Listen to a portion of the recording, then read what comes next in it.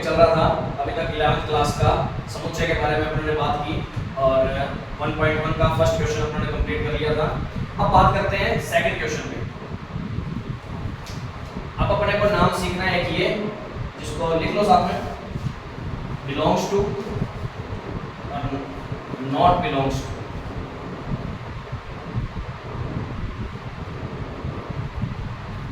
Belongs to और not belongs to, ये बनाने का तरीका होना चाहिए सही भी।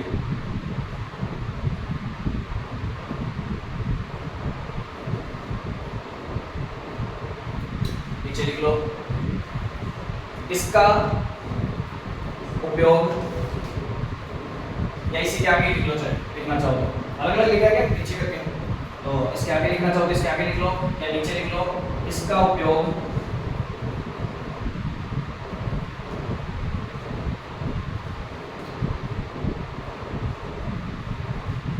किसी अवयव का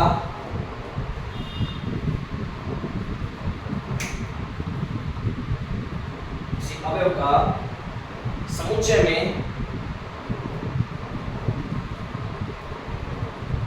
शामिल होने को दर्शाता है। शामिल होने को दर्शाता है।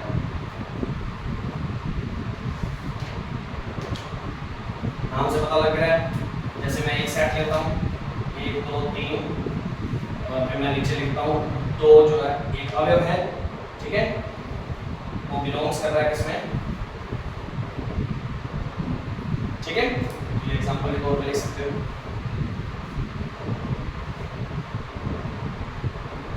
जैसे ये नीचे लिखना चाहो तो इसका भी ये नॉट बिलोंग्स टू का मतलब क्या है, इसमें क्या होता है, नहीं शामिल, अवयव समुच्चय में नहीं शामिल होने को दर्शाता है। लाइक एग्जांपल दोनों लिख सकते हो इसमें। तो अपना सेकंड क्वेश्चन इसी पे डिपेंड है, ध्यान रखना, इस सिंबल पे डिपेंड करेगा सारा का सारा।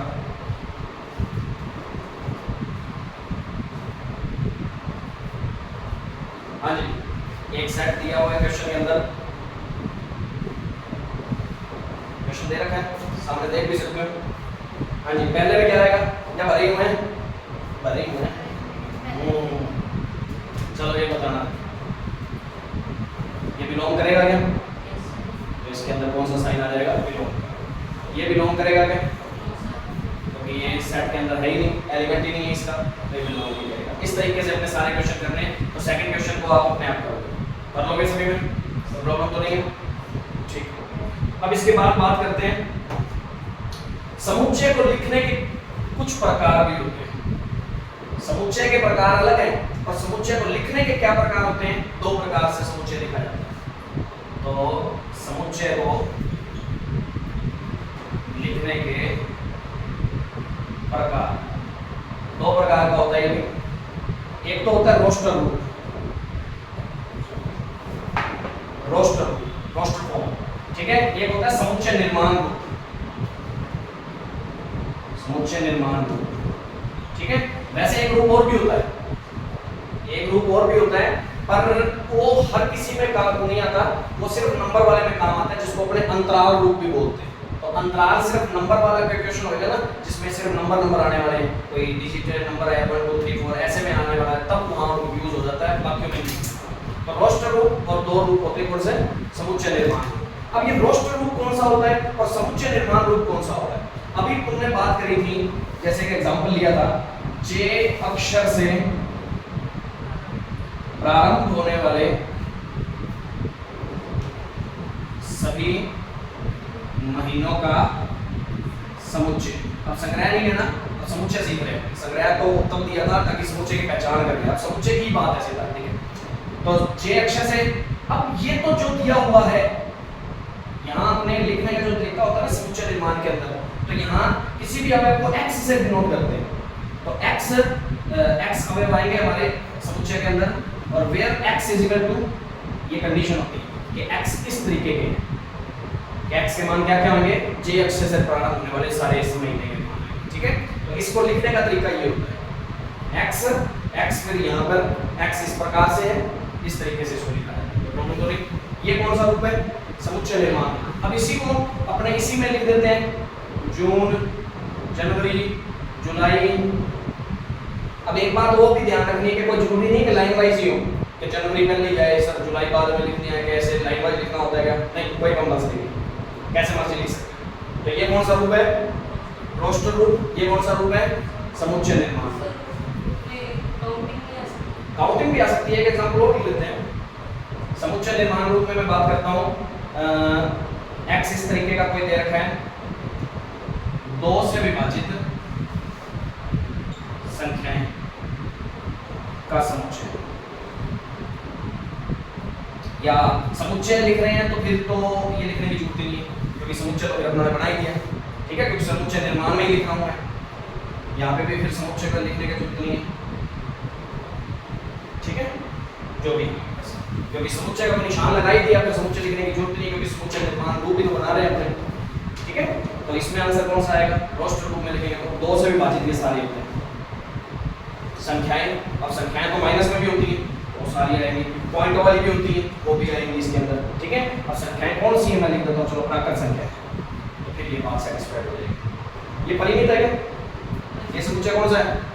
परिमित है, क्योंकि कितने एलिमेंट है? 3 ही है, गिने जा सकते हैं, इसका मतलब इसको गिना जा सकता है क्या? अनंत तक चलेगी, तो ये कौन सा है? परिमित का एग्जांपल हो जाएगा, ठीक है। और कोई जरूरी नहीं है कि इसको ऐसे ही दिया होगा क्वेश्चन पेपर में, ऐसा दिया हो सकता है उसको ऐसे रूप में बनाना पड़ेगा, ऐसे रूप में दिया हो सकता है तो उसको ऐसे रूप में बनाना पड़ेगा, दोनों ही टाइप के क्वेश्चन आएंगे। क्या रोस्टर रूप में दिया हुआ है तो उसको समुच्चय निर्माण रूप में बनाओ, समुच्चय निर्माण रूप में दिया हुआ है तो उसको रोस्टर रूप में बनाओ। जैसे कि एक एग्जांपल और लेता हूं, समुच्चय निर्माण where x is equal to, बात करते हैं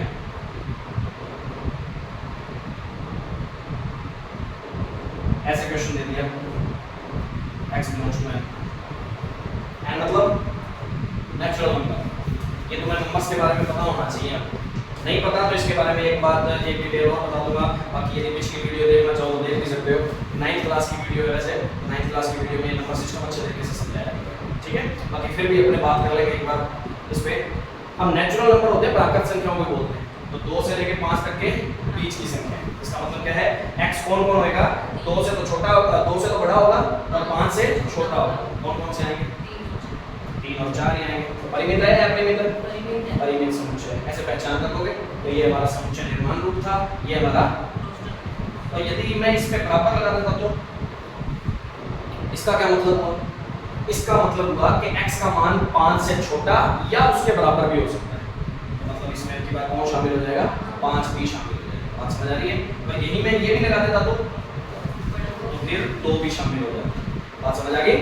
इस तरीके से इसको बोलते हैं x less than equal to और ग्रेटर देन इक्वल 5, ऐसे बोलना सीखो इसको, ठीक है। ये बोलने का तरीका होता है, तो प्रॉब्लम तो नहीं है। ऐसे क्वेश्चन आएंगे अपने पास कि रोस्टर रूप दिया होगा तो उसका कौन सा रूप बनाना पड़ेगा? समुच्चय निर्माण रूप। समुच्चय निर्माण रूप बनाने का तरीका मैंने बता दिया, ठीक है। और समुच्चय निर्माण रूप दिया होगा तो उसको रोस्टर रूप में बदलना सीखो, तो प्रॉब्लम तो नहीं। तो अपना 3rd और 4th क्वेश्चन इसी तरीके का है। बात करें आगे, ये एक बात तो नोट करने की जरूरत नहीं, क्योंकि इस पे सीधा डायरेक्ट क्वेश्चन ही करेंगे। हाँ जी, पढ़ो क्वेश्चन पहला, 3rd का पहला क्वेश्चन 1.1 11th क्लास। हाँ जी, ए समुच्चय कौन सा है? लिख रहा है, कैसे लिख रहा है वो? x एक पूर्णांक है और x कहां से कहां के बीच में है? -3 से 7 के बीच में। कोई प्रॉब्लम तो नहीं। ये कौन सा रूप दे रखा है? समुच्चय निर्माण रूप है। तो इसको रोस्टर रूप में बदलेंगे तो आंसर क्या बनेगा? पूर्णांक लेने, पूर्णांक कौन से होते हैं? पूरे पूरे अंक होते हैं, माइनस में भी प्लस में भी, अभी बता गया था। और कहां से लेने हैं? -3 लेना है क्या? नहीं लेना, क्योंकि इक्वल का निशान नहीं है, ठीक है। तो -2 -1 0 1 2 3 4 5 6 यहां तक लिमिटेड है या अनलिमिटेड? लिमिटेड है। लिमिटेड है, परिमित समुच्चय हो गया अपना। समझ आ रही है बात? ऐसी एक बार बना लोगे। x 6 से कम प्राकृत संख्या 1 2 3 4 5 आएंगे उसमें, ठीक है। फिर अगला देखो, 2 अंकों की ऐसी संख्या जिनका योगफल 8 है। अब इसको बताना थोड़ा सा, इसका 3rd पार्ट क्या है?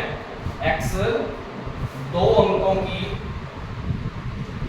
एक ऐसी संख्या है जिनके अंकों का योग कितना है, 8 है। प्रॉब्लम तो नहीं, करो फिर। 2 अंकों की संख्या जिनका योग 8 बन रहा है, सबसे पहले कौन सी आती है, 17, फिर 26, अंकों का योग 8 होगा ना, फिर 35, फिर 44, फिर 53, उल्टा होता जाएगा इनका। ओके पूरी कोई नहीं, तो नहीं भाई, नहीं है 80, जीरो भी तो अंक ही है, 8 और 0 को जोड़ेंगे तो भी। अब ये मत सोच लेना कि सर 08 भी तो आ सकता था, 08 का योग जरूर 8 है, पर 08 2 अंकों की संख्या नहीं है, 1 अंक की संख्या है, क्योंकि आगे 0 का कोई महत्व नहीं होता इधर, समझ आ गई? तो 08 शामिल नहीं होगा इसमें, ये गलती नहीं करनी। कर लेंगे ऐसे तो प्रॉब्लम तो नहीं। नेक्स्ट डी कौन सा है, एक x एक अभाज्य संख्या है, x एक अभाज्य संख्या। अभाज्य कौन सी होती है, प्राइम नंबर जो खुद के ही पाड़े में आते हैं, किसी और के पाड़े में नहीं आते, तो भी बताया था, ठीक है? तो जो खुद के पाड़े में आते हैं, और अभाज्य संख्या हो चाहे भाज्य संख्या हो, दोनों में एक शामिल नहीं होता, ये हमेशा ध्यान रखना। अभाज्य संख्या भी 2 से स्टार्ट होएगी, और तो बाकी जो भाज्य संख्या होती है वो भी इसके बाद की स्टार्ट होगी, एक कभी नहीं काउंट होता दोनों। तो अभाज्य में कौन कौन से आते हैं भाई, 2, 3, 5, 7, 11, जो खुद के पाड़े में आती है और किसी के पाड़े में ना आती है, ठीक है? तो कहां से लेनी है, जो 60 की भाजक है। 60 की भाजक का मतलब क्या होता है, 60 की भाजक का मतलब है जो 60 को पूरा पूरा भाग देती है, जिसमें 60 का पूरा 60 का पूरा नहीं, जिस 60 में जिसका पूरा पूरा भाग देता है, तो 2 हो गया, अभाज्य भी है और 60 को डिवाइड भी कर देता पूरा पूरा, 3 हो गया, 5 हो गया, और सोचो 11 नहीं होगी, फिर 7 भी नहीं है, 13 भी नहीं है, 19 भी नहीं है, बाकी कोई भी नहीं है, समझ आ गई? वैसे 3 ही संख्याएं हैं, आगे देखोगे ना तो नहीं आएगी कोई, कर लोगे ऐसे। अब आगे देखो, ट्रिग्नोमेट्री शब्द के सभी अक्षरों का समुच्चय। ट्रिग्नोमेट्री में कौन कौन से अक्षर आ रहे हैं, P आ रहा है, R आ रहा है, तो इसका समुच्चय क्या बनाओगे, P R I। जो अक्षर यदि रिपीट हो रहा है ना, उसको एक बार ही लिखना है, ठीक है? एक बार ही लिखना है, 2 बार मत लिख देना। ट्रिग्नो जी भी है, ट्रिग्नोमेट्री में P आ गया, R आ गया, पहले Y आ गया, बस ये बनेगा। समझ आ रही बात? इस तरीके से मैटर शब्द के सभी अक्षरों का समुच्चय। मैटर में कौन कौन से आएंगे, B आएगा, E आएगा, T आएगा, R आएगा, कर लोगे ऐसे समुच्चय बना के। अब अगला देखो, चौथा क्वेश्चन। चौथे क्वेश्चन में क्या है भाई, निम्नलिखित समुच्चयों को समुच्चय निर्माण रूप में व्यक्त करें। कौन से रूप में, समुच्चय निर्माण, मतलब ये जो इस रूप में दिया हुआ ना, ऐसे रूप में व्यक्त करना है। अब की बार रोस्टर रूप में दे रखा है, समुच्चय निर्माण रूप में बनाना है।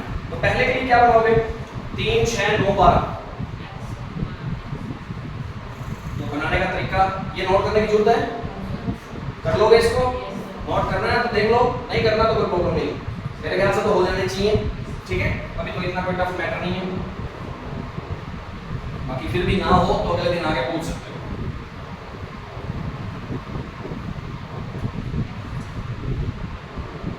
अभी मैं एक एग्जांपल लिख रहा हूँ, 3, 6, 9, 12 है ना, तो इसमें स्मॉल ब्रैकेट लिखा होगा आगे, उसको सही कर लेना, और मंजिला ब्रैकेट भी होना चाहिए, यहाँ ब्रैकेट छोटा लगा रखा है, ठीक है ना?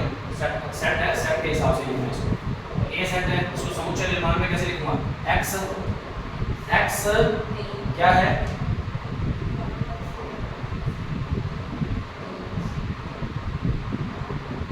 x 3 का गुणज है, जहां x 3 का गुणज है ना, x 3 का गुणज है, या इसको 3n भी लिख सकते हो, 3n, x equal to 3n, ठीक है? 3n और n की वैल्यू कहां से कहां के बीच में है, 1 से 4 के बीच में। तो क्योंकि 1 रखेंगे तो 3 आ जाएगा, 2 रखेंगे तो 6 आ जाएगा, 3 रखेंगे तो 9 आ जाएगा, 4 रखेंगे तो इक्वल भी रहेगा ना। समझ आ गई? ये ध्यान रखना। Where n belongs to natural number, ये भी लिखना पड़ेगा। यदि नहीं लिखा तो इसके बीच में तो लाखों संख्याएं, करोड़ों संख्याएं, अनंत संख्याएं आती, क्योंकि भिन्न भिन्न वाली, छोटी छोटी दशमलव वाली, यदि ये डिनोट कर दिया ना तो फिर कौन सी लेनी है? नेचुरल नंबर लेनी है। बात समझ आ गई? तो इसको इस तरीके से भी लिखा जा सकता है। तो प्रॉब्लम तो नहीं, तो प्रॉब्लम हो जाएगा ऐसे। बाकी फिर भी नहीं आता तो कोई बात नहीं, करके देखना, फिर पूछ लेना। अगला क्या है? 2 4 8 16 32, ये 2 की पावर क्या है? n निकले, 2 की पावर n को डिनोट कर रहा है, जहां n बिलोंग्स टू n और कंडीशन क्या है? 1 to 5। एक रखो, इसका मान x नहीं है, n का मान 1 रखते हैं, 2 का 2 आ जाएगा, n का मान 2 रखते हैं, 4 बन जाएगा, n का मान 3 रखते हैं, 8 बन जाएगा, n का मान 4 रखते हैं, 16, n का मान 5 रखते हैं, 32। बात समझ आ रही है? ये 5 ही तो हो गए थे, तो इस तरीके से भी नोट कर सकते हैं, ठीक है ना? तो इस तरीके से बनाया जा सकता है, प्रॉब्लम तो नहीं है। ऐसे सारे बना लोगे। अगले को क्या लिखोगे? 5 25 125 625, तो ये 5 की पावर n है, ध्यान रखना। कंडीशन क्या है n पे? n नेचुरल नंबर में से है और 1 से लेकर 4 के बीच में, ठीक है? तो ये पूरी लाइन ऐसे अच्छे तरीके से बना के ऐसे लिख सकते हो, कर लोगे? नेक्स्ट 2 4 6 डैश डैश डैश, इसको डिनोट करके ये बात, x एक धन पूर्णांक, धन सम पूर्णांक है। सम संख्या ही तो बता रहा है 2 4 6, ठीक है ना? तो सम संख्याओं की बात कर रहा है। क्या लिखोगे? x एक ऐसी धन पूर्णांक है या सम धन पूर्णांक लिख लो, सीधा सीधा सम लिख लो, या ऐसे भी लाइन लिख सकते हो, x एक धन पूर्णांक है जो 2 से विभाज्य है। ऐसे लिखना तो ऐसे लिख लो, नहीं तो फिर सीधा ही सम धन पूर्णांक है, सम आ गया तो फिर अपने आप ही 2 से विभाज्य हो गया, जैसा मर्जी लिख सकते हो, तो प्रॉब्लम नहीं। 1 4 9 क्या चल रही है? स्क्वायर चल रही है, स्क्वायर चल रही है, तो कहाँ तक स्क्वायर है? n की वैल्यू कहाँ से कहाँ तक लेनी पड़ेगी? 10 तक लेनी पड़ेगी, प्रॉब्लम तो नहीं। इस तरीके से समझ आ रही बात? ये जो चीजें हैं वो छोटे बोलते हैं, बना सकते हो, नोट करना है, करने तो कर लो, ठीक है? आराम से कर लो। वीडियो अच्छी लगी हो तो लाइक और शेयर जरूर करें, ज़्यादा से ज़्यादा सब्सक्राइब करें, और कोई भी डाउट लगता है तो कमेंट बॉक्स में बता सकते हैं। इस पे ज़्यादा से ज़्यादा प्रैक्टिस करके देखो, ठीक है? ये 11th क्लास का फर्स्ट चैप्टर, फर्स्ट के अभी 4 क्वेश्चन कंप्लीट किए हैं उन्होंने, तो इसको आराम से करके देखो। कोई भी प्रॉब्लम लगे तो कल पूछ सकते हो। Thank you.